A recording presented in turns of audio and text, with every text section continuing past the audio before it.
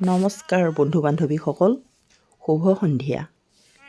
আজি মই পনীৰ আৰু লোভিয়া ৰেচিপি এটা বনাবলৈ লৈছোঁ। প্ৰথমতে পনীৰখিনি কাটি ল'লোঁ, তাৰপাছত আলু এটা কাটি ল'লোঁ, আলুৰ লগত বিলাহী এটা কাটি ল'লোঁ, তাৰপাছত লোভিয়া আৰু আলুখিনি সিজাই ল'লোঁ। তাৰপিছত পনীৰখিনি মই ভাজিলোঁ, অলপমান হালধি দি, নিদিলেও হয়, কিন্তু অলপমান মই দি লৈছোঁ। দি ভাজি সেইখিনি মই কাঢ়ি থলোঁ। তাৰপিছত পনীৰখিনি কাঢ়ি ইফালে দালিও বহাই দিছোঁ। তাৰপিছত পনীৰখিনি কাঢ়ি দিলোঁ, কাঢ়ি মছলা দি অলপ জিৰা গুড়ি, ধনিয়া গুড়ি, জলকীয়া গুড়ি এনেকৈ দি মই ভাজি ল'লোঁ। ভাজি পনীৰ আৰু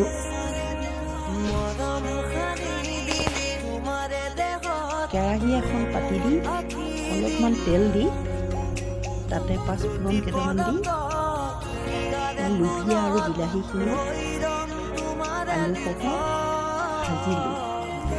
ভাজি তাত মছলাখিনি দি জিৰা গুড়ি, ধনিয়া গুড়ি, জলকীয়া গুড়ি, হালধি, সোৱাদ অনুযায়ী অলপ নিমখো দিলোঁ। দি ভাজি তাৰপাছত মই পনীৰখিনি ঢালি দিলোঁ। এয়া হৈছে পনীৰ আৰু লোভিয়া।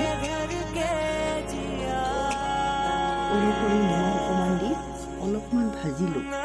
ভাজি অলপমান পানী দি দিলোঁ। পানী দি তাত পনীৰখিনি ঢালি দিলোঁ। তাৰপিছত মই লোভিয়া আৰু পনীৰ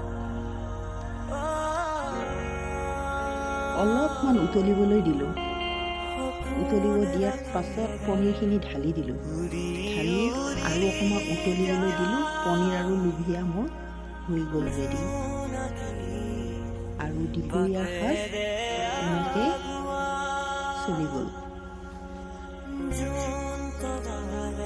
ধন্যবাদ বন্ধু বান্ধৱীসকল।